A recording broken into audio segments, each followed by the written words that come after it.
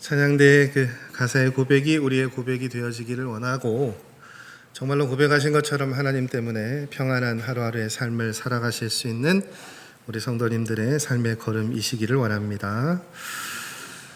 계속되어지는 성경의 주제, 오늘 이제 23번째고요. 이사야의 말씀, 이사야의 주제에 관한 말씀들 함께 나누어 보도록 하겠습니다. 분류하는 법에 따라 좀 다르긴 합니다만, 구약의 말씀을 분류할 때 크게 우리가 세 가지로 분류를 하죠. 첫 번째가 창세기부터 계속되어지는 말씀이 어떤 책으로 분류되어졌습니까, 여러분? 역사서죠. 물론 이제 모세오경과 역사서로 그렇게 구별하기도 합니다만, 전반부에 이제 역사서의 말씀이 나타나고 있고요. 그리고 중간에 이제 5권의 책, 지난주까지 살펴보았던 어떤 책이 있습니까? 시가서의 말씀이 있었죠. 오늘 이 이사야부터 마지막 구약 성경의 마지막까지 책의 이름은 이제 분류하면 어떤 책으로 불릴까요, 여러분? 네? 예언서, 또 혹은요 선지서, 그렇게 불리기도 합니다. 물론 예언서 가운데 다니엘이라는 책은 장르적으로 이제 묵시록으로 그렇게 불리기도 합니다만, 우리가 대략적으로 구약의 말씀을 구별할 때 역사서, 그리고 시가서, 예언서라고 그렇게 분류할 수 있고요. 예언서의 이제 시작이 되어지는 시작점에 이사야라는 책이 있습니다. 예언서는 총 17권으로 그렇게 구성되어져 있는데, 예언서도 또 두 가지로 나뉘죠. 선지서라고 불리는 게 더 좋을 것 같아요. 선지서도 두 가지로 나뉩니다. 어떻게 나뉩니까, 여러분? 대선지서, 소선지서. 그러면 그 대소는 기준점이 뭡니까? 무엇이 대선지서고 무엇이 소선지서입니까? 커서 대고 작아서 소입니까? 비슷해요. 분량이 많은 것이 이제 대선지서고요. 좀 상대적으로 분량이 적은 선지자들의 이야기가 소선지서입니다. 하나 예외는 있죠. 대선지서 가운데. 뭡니까, 여러분?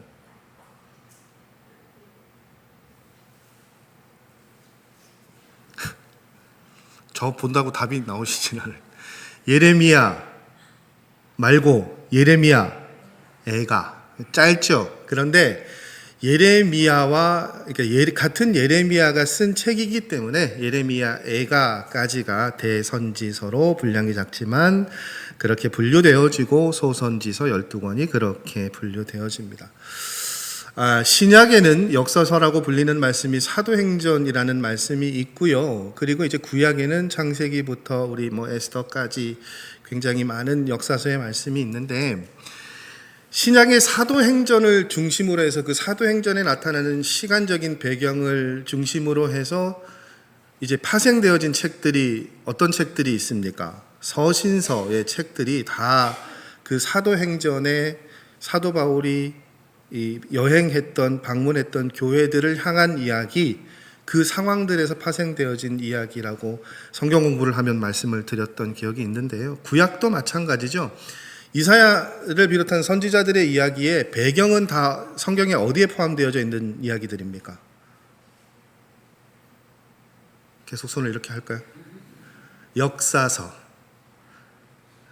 그런데 특별히 이사야부터 시작되어지는 선지자들의 이야기, 선지서에 나타난 모든 이야기들의 시간적인 역사적인 배경은 왕정시대 후반부, 그러니까 남과 북으로 나라가 분열되어진 그 후반부 시대부터 포로 시대까지의 살았던 선지자들이 그 시대에 주셨던 하나님의 말씀을 예언하고 대언했던 말씀이 예언서 선지자들의 이야기라고 그렇게 보시면 될 것 같아요. 그래서 역사서로 보면 열왕기, 하, 그리고 에스라, 느헤미야, 에스더, 이 정도의 시대에 활동했던 선지자들, 그 시대에 주셨던 하나님의 말씀이 이 선지자들의 이야기에 등장하고 있습니다.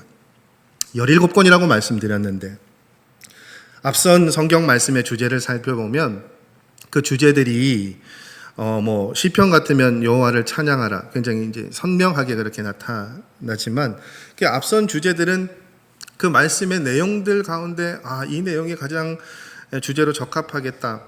또 사실은 여러분, 앞선 역사서들의 주제는요, 제가 이렇게 여러 자료들을 찾아보고 또 제 나름대로 묵상해서 만든 주제이지, 주제가 다르다고 말씀하시는 분들도 계세요. 최대한 객관적으로 주제를 정하려고 했지만, 그런데 이제 이 선지자들의 이야기부터는 그런 고민을 하지 않아도 됩니다. 왜냐하면 선지자들의 이야기의 주제는요, 굉장히 선명해요.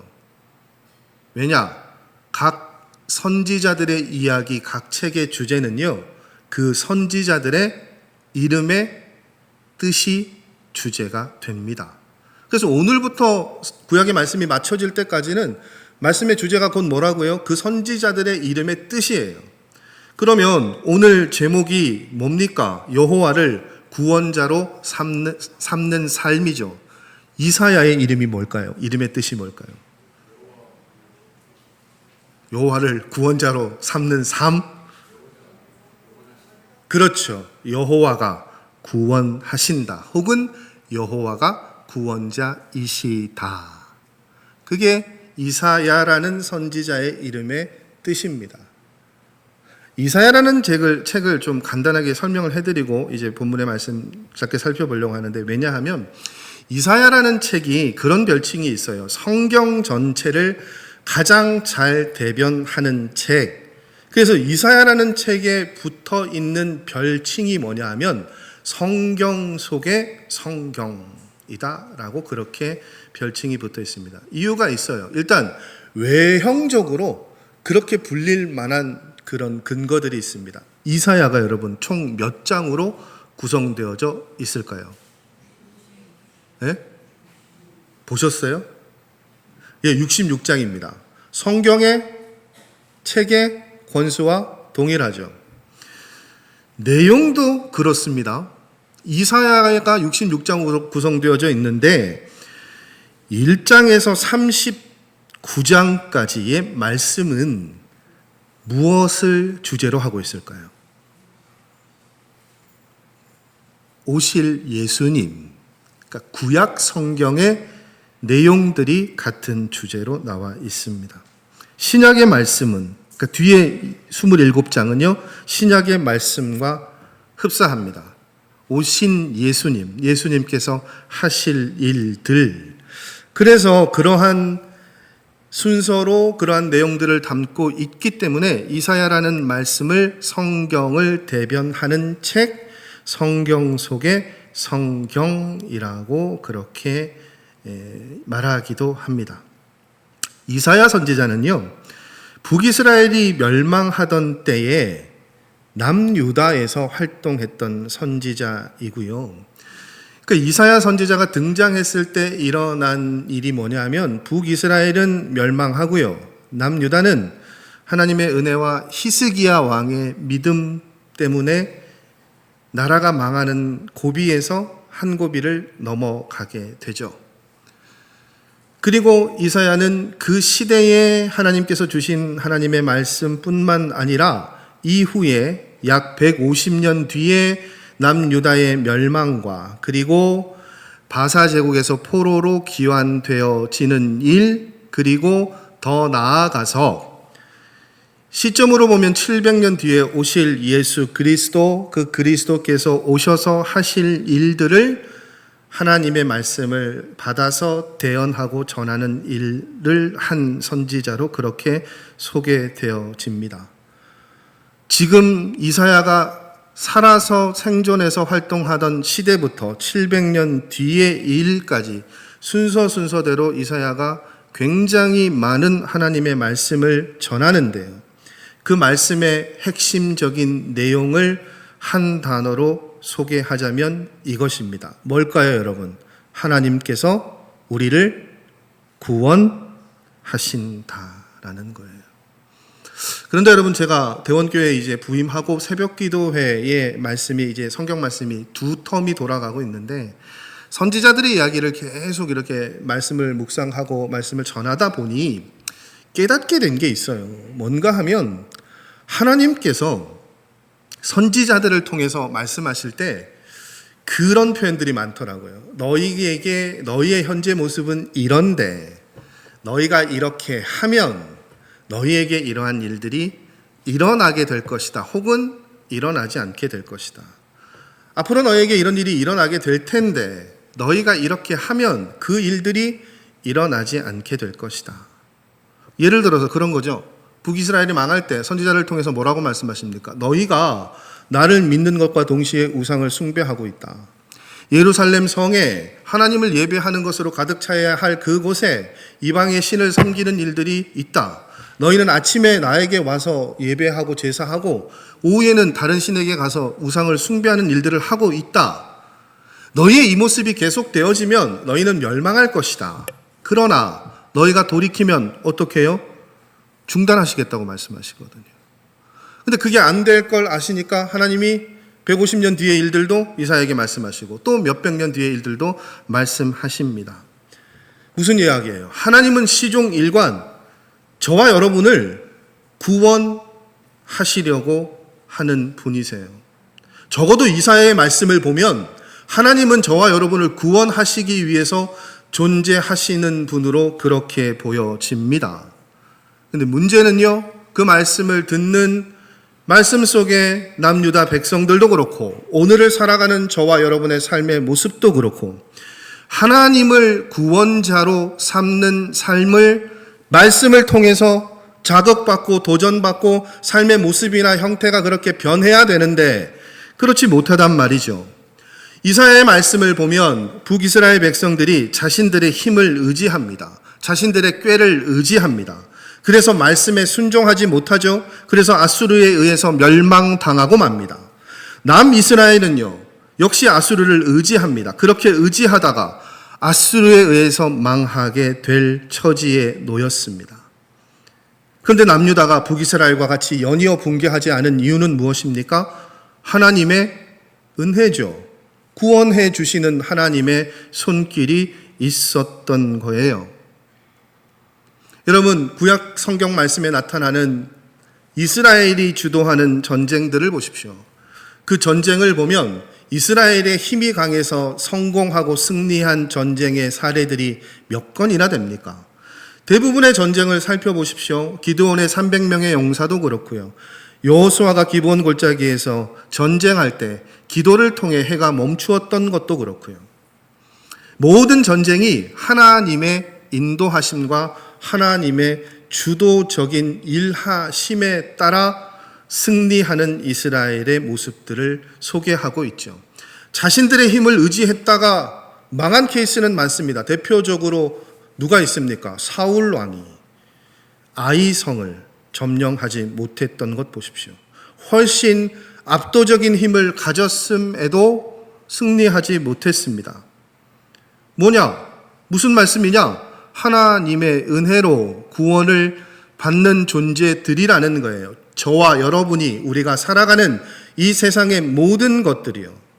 그런데 여전히 우리의 삶의 자리를 보면 내 것들을, 내 눈에 보이는 것들을, 직접적인 것들을 의지합니다. 돈을 의지합니다. 지식을 의지합니다. 힘을 의지합니다. 사람들의 이름을, 명성을, 명예를 의지합니다. 그래서 어떻게 됩니까? 그게 많으면, 크면 좋아하죠. 적으면 괴로워하죠. 불안해합니다. 최근에 제 주변에 가까이 계시는 목사님이 자의적으로 교회를 사임하시고 굉장히 헌신하시는 마음에 교회를 이렇게 합병하게 하시고 본인은 사임을 하시고 몇 달째 이제 임지를 구하지 못하셔서 많은 우리 이 시찰 안에 목사님들이 이제 기도하고 있는 그런 경우가 있어요. 목사님 이렇게 그 근황을 듣고 기도 제목을 함께 나누다 보면 계속 이제 여러 교회에 도전을 하십니다. 담임 목사로. 아깝게 안 되시고 어렵게 좀 힘들어지시고 그래서 계속 기도하는 모습들을 보게 돼요. 그래서 정말 간절하게 기도하고 있는데 기도하면서 몇 달간 이 목사님 주변을 둘러싼 이야기들을 보니까 참 마음이 아픕니다. 뭔가 하면 죄송합니다. 목사님들이 모여 있는 곳인데도 이 목사님이 어느 곳에 이제 제가 이곳에 지금 담임 목사를 하려고 합니다. 그래서 청빙에 지원하게 되었습니다. 그렇게 기도 제목을 나눠주시면 주변의 반응들이 어떨까요, 여러분? 제가 어느 교회에 청빙을 했습니다. 그러면 주변의 목사님들, 장로님들, 집사님들이 그 목사님에게 건네시는 말이 뭘까요? 목사님, 잘 될 겁니다. 거기 제가 아는 분이 참 많습니다. 장로님을 잘 알고 있고 그 청빙 절차를 진행하시는 당회장 목사님도 제가 잘 알고 있고, 그래서 목사님 저희가 얘기 잘 할 테니까 기다리십시오. 됩니다. 반드시 됩니다. 되셨을까요? 여러분, 그걸로 되실 수도 있어요. 근데 결과적으로는 이번 케이스에는 안 되셨습니다. 되고 안 되고의 문제가 아니고 우리들의 시선과 우리들의 생각의 방향이 그렇게 흘러간다는 거죠. 하나님이 결정하시고 하나님이 이끄시는 일인데 하나님보다 먼저 눈에 보이는 것들이 있습니다. 눈에 보이는 소리가 있습니다. 들릴 수 있죠. 보일 수 있어요. 그런데 그 보고 듣는 것에 심취하게 되고, 그래서 무엇을 바라보지 못합니까? 하나님을 바라보지 못해요. 여러분, 이사야 선지자는 66장의 말씀을 통해서 여러 가지 사건, 여러 가지 시간적인 배경, 각기 다른 그것들을 통해서 이 한 가지 이야기를 우리에게 건네고 있습니다. 구원은 세상의 지식에 있다고요? 힘에 있다고요? 힘을 가진 사람에게 있다고요? 돈에 있다고요? 아니요. 구원은 오직 누구에게요? 하나님께만 있다고요. 이 세상에서 내가 뭘 더 가지고 있고 덜 가지고 있느냐가 중요한 것이 아니라고요. 우리가 살아가는 어떤 삶의 자리든지 구원자이신 하나님을 알고 그 하나님을 붙잡는 삶의 모습이 중요하다고요. 그래서 하나님께서 채워주시면 채워주시는 대로 하나님을 경험하고요. 또 비워주시면 비워주시는 대로 그 모든 것을 주관하시는 분이 하나님을 인정하고 고백하는 삶의 모습들이 필요하다고 이사야 선지자는 이야기하고 있습니다.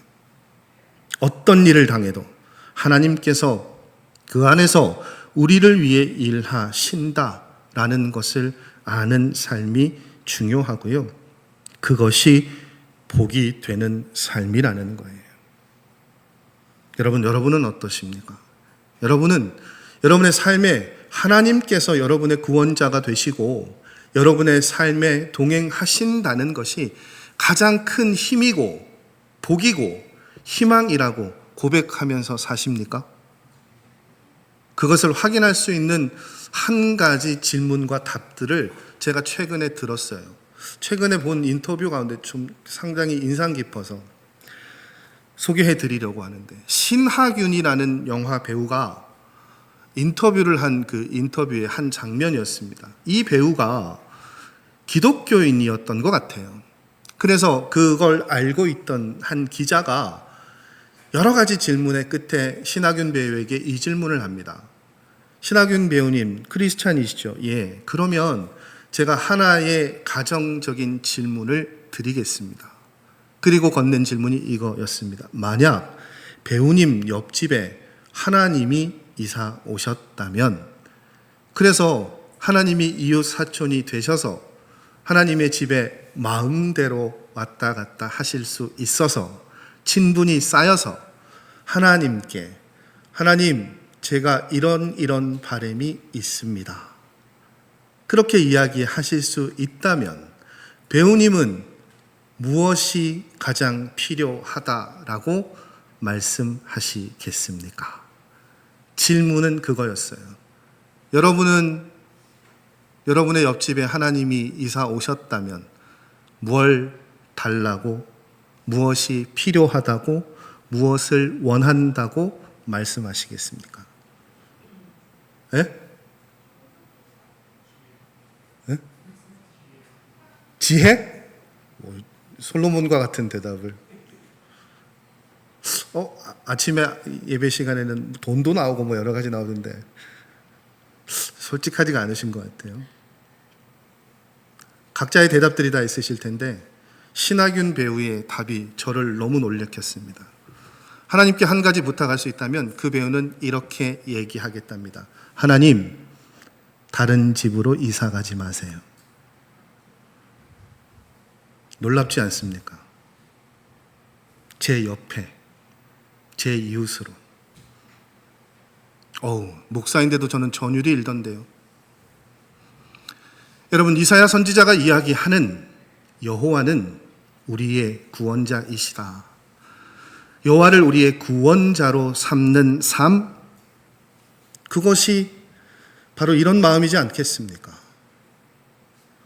하나님이 정말로 우리의 구원자이시고 구원하시는 분이시라는 것을 우리가 인정하고 고백하고 살면 그 다른 것보다 놓칠 수 없는 게 뭡니까? 하나님과 함께 동행하고 호흡하는 삶이죠. 그런 삶을 살기를 하나님께서는 원하십니다. 그래서 이사야 선지자는 계속해서 무엇을 얘기합니까? 하나님께서 저와 여러분을 구원하시는 분이시라는 것을 소개합니다. 여러분, 하나님 우리 창조하셨잖아요. 이사야 선지자가 그 얘기하거든요. 창조하셨으니 하나님이 얼마나 저와 여러분을 사랑하시겠냐고요. 심지어 이사야가 소개하는 우리를 향한 하나님의 사랑을 그렇게도 표현하기도 하더라고요. 여러분, 부모가 자식을 사랑하는 것은요, 하나님이 우리를 사랑하는 것을 따라하는 모방에 불과하대요. 여러분, 얼마나 우리를 향한 하나님의 사랑이, 그 구원의 큰 깊은 넓은 것이 얼마나 대단하길래 부모의 사랑은 그 하나님의 사랑을 흉내내는 것에 불과하다고 이야기하고 있을까요? 하나님이 그렇게 우리를 사랑하시니까요. 이사야 선지자는 뭐라고 이야기합니까? 하나님이 우리를 구원하시고자 하는 것이 당연하대요. 기억하십시오, 여러분. 하나님은 우리를 구원하시고자 합니다. 하나님의 구원은 그래서 그 어떤 것보다 더 크고 더 진지한 사랑이에요. 그걸 우리가 어떻게 해요? 받아들이고 믿고 귀하게 여길 수 있어야죠. 하나님은 여러분 정말로 진지하게 우리를 구원하려고 하시는데 그 구원의 대상이 되는 우리는 진지하게 하나님의 구원을 고민하지 않습니다. 생각하지 못할 때가 많죠. 앞서 말씀드린 것처럼 순위에 있어서 뒤로 밀려날 때도 너무나 많죠. 여러분, 하나님은 우리를 구원하시기 위해서, 저 말씀 준비하다가 이 표현을 찾아봤는데 너무 놀랐어요. 하나님의 온 마음을 다하신대요. 무엇을 위해서요? 우리를 위해서. 그 증거가 뭡니까? 아들을 이 땅 가운데 보내신 거죠. 이사야 53장의 말씀을 보면 700년 뒤에 오실 예수님을 향해 예수님의 생애에 대해서 쓴 글이 있어요. 예언의 글이 있어요. 거기에는 예수 그리스도를 어떻게 묘사하고 있습니까? 고난받는 종으로요. 그런데 그 고난받는 종을 통해서 무엇을 하시겠다는 하나님의 말씀이 이어집니까? 우리를 구원하시겠다는 하나님의 말씀이 이사야 선지자를 통해서 우리에게 주어집니다.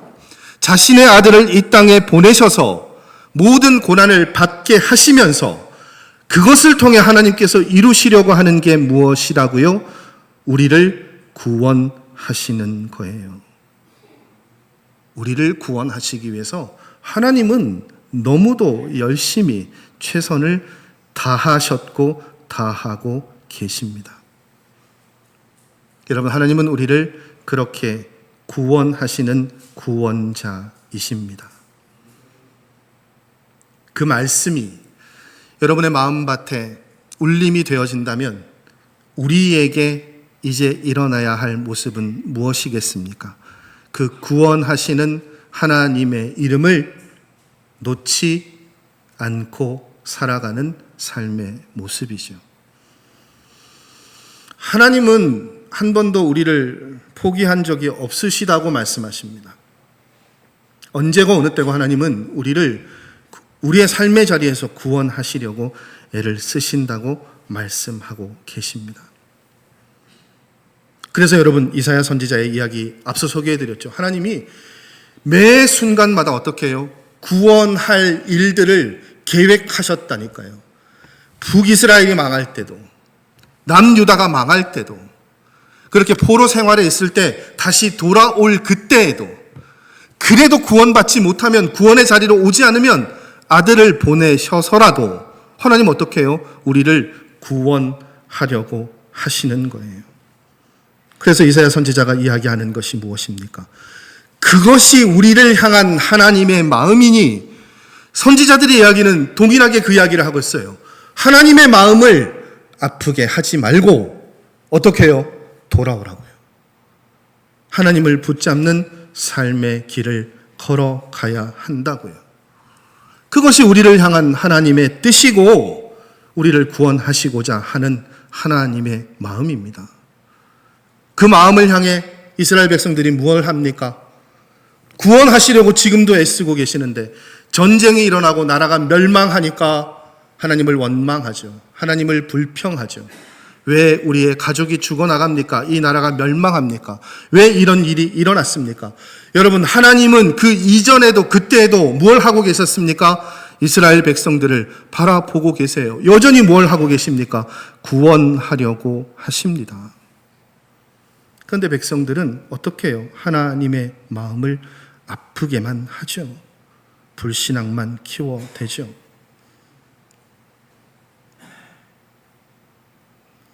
여러분, 지난 이틀간 우리 성도님들 기도해 주시고 후원해 주셔서 우리 3040 세대 캠프 잘 다녀왔습니다. 가정들마다 귀한 시간들을 가졌고, 또 처음 딱 마치면서 저는 그 생각이 들더라고요. 첫 술에 배부를 수 있다. 그래서 참 귀한 시간을 보냈는데, 그 시간들 가운데 이제 가정들하고 그 세대들하고 이야기 나누는데 그런 질문을 저한테 하시는 거예요. 목사님은 목회하시면서 뭐가 제일 어려워요? 뭐 이런 말씀 하시더라고요. 여러분, 뭐가 제일 어려울까요? 제가 뭐가 제일 어려울까요? 관심들이 없으십니까? 많죠. 어려운 건 많죠. 다 어렵죠. 그런데 제일 어려운 건요, 제가 말을 못합니다. 할 말을 못하죠. 해야 할 말을 못하죠. 해야 하는 말을 못하죠.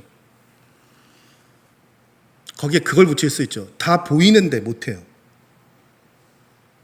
해야 할 말이 보이는데 못해요. 아마 평생 못하지 않을까요? 오해가 있고 불평하고 다른 말을 만드시는 분들에게 그것을 바로잡는 말 저 못합니다. 그래서 어떻게 해요? 그래서 제가 우리 캠프에 오신 분들에게 그 말씀드렸죠. 다 삼킨다고요. 이유는 딱 한 가지입니다. 왜요? 그 이야기를 하면 그 말을 듣는 분이 마음이 상하실 수 있거든요. 그분이 잘못하셨건 오해를 만들었건 불필요한 말을 만들건 누구에게 상처를 주었건 그게 중요하지 않아요. 제가 말을 건네는 순간 다칩니다. 그래서 못해요. 그래서 여기 차곡차곡 묻어두죠. 여러분, 일개 이 작은 목사도 그런데 하나님께서 여러분을 내려다 보실 때 어떠시겠어요? 하늘에서 보시면 여러분의 모든 것들이 다 보이시지 않겠습니까? 그런데 그 낮은 땅 위에 사는 사람들이 계속해서 불평을 해요. 하나님의 구원에 관한 약속의 말씀을 듣지도 않아요. 신뢰하지도 못하죠. 의심하죠. 그래서 아우성을 치죠. 그래서 하나님의 마음을 아프게 하기도 하고 불신앙을 키우기도 합니다. 여러분, 이사야 선지자는 이야기합니다. 하나님이 우리의 구원자이시라고요. 더 나아가서 여러분, 오늘 이 43장 11절의 말씀을 보십시오. 굉장히 짧은 말씀이잖아요. 근데 저 말씀에 하나님이 우리의 구원자이시라는 말씀보다 더 중요한 한 단어가 저는 말씀을 준비하면서 눈에 보이더라고요. 11절 말씀 한번 보여주시겠습니까?